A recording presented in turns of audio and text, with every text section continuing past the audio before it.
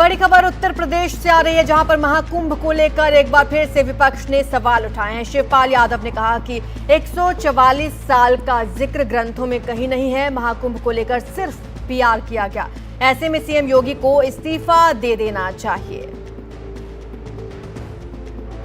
अपनी पीआर बढ़ाने के लिए सरकारी धन का दुरुपयोग किया है, ऐसी सरकार को इस्तीफा दे देना चाहिए। 144 साल का जो जिक्र हुआ है ग्रंथों में कहीं नहीं है। अगर कहीं है तो ये बताएं। तो केवल पीआर बढ़ाने के लिए इन्होंने इस तरीके का सरकारी धन का दुरुपयोग किया है, तो इनको इस्तीफा दे देना चाहिए। समझता हूं कि मुद्दा विहीन है और कोई मुद्दा नहीं होने के कारण से वह ऐसे सवाल उठाने का काम कर रहे हैं जिन सवालों को जनता सुनना भी नहीं चाहती। अगर श्री अखिलेश यादव जी के द्वारा उठाए गए सवालों को जनता का मतलब 0.1% भी समर्थन प्राप्त हुआ होता तो ये आस्था का सैलाब प्रयागराज महाकुंभ में डुबकी लगाने के लिए नहीं उमड़ता।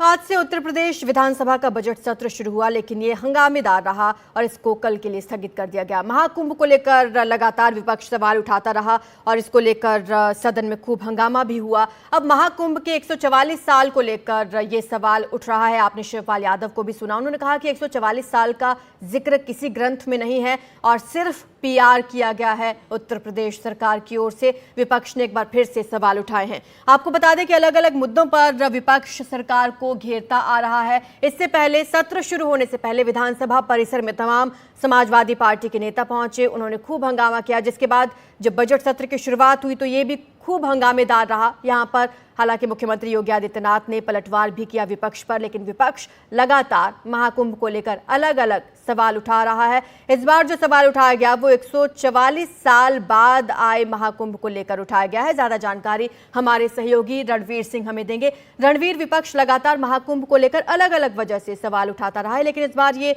144 साल वाला मुद्दा उठाया है। देखिए, ये पहली बार नहीं है। इससे पहले भी अखिलेश यादव ये पूछते रहे कि 144 साल के संयोग की बात कहाँ से आई है और ये सवाल उठाते रहे। और आज जब विधानसभा का सत्र शुरू हुआ तब भी कुंभ को लेकर के ही जो समाजवादी पार्टी के विधायक थे वो धरने पर बैठे थे। विधानसभा सत्र शुरू होने के पहले उनके हाथों में पोस्टर्स थे जिसमें कुंभ में जो भगदड़ हुई थी उसमें मौतों में मृतकों की जो सूची थी उनके नाम के साथ उसकी मांग कर रहे थे।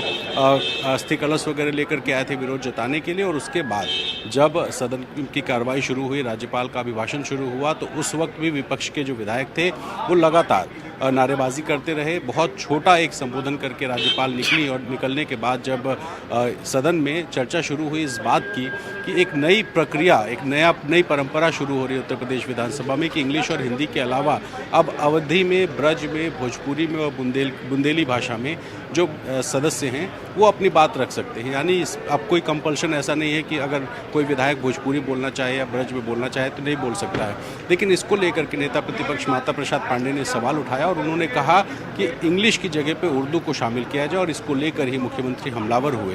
तो एक तरफ पहले कुंभ का मामला और उसके बाद अब भाषाओं को लेकर के जो सरकार और विपक्ष के बीच का टकराव है वो शुरू हुआ है। तमाम सारे देखिए जो विधायक हैं वो निकल रहे हैं क्योंकि जो जी शुक्रिया आपका रणवीर इस तमाम जानकारी के लिए। तो महाकुंभ को लेकर अब विपक्ष ने एक बार फिर से सवाल खड़े किए हैं। शिवपाल यादव ने कहा 144 साल का जिक्र ग्रंथों में कहीं नहीं है। महाकुंभ को लेकर सिर्फ पीआर किया गया। उन्होंने आगे ये भी कहा कि मुख्यमंत्री को इस्तीफा दे देना चाहिए। महाकुंभ को लेकर विपक्ष लगातार हमलावर है।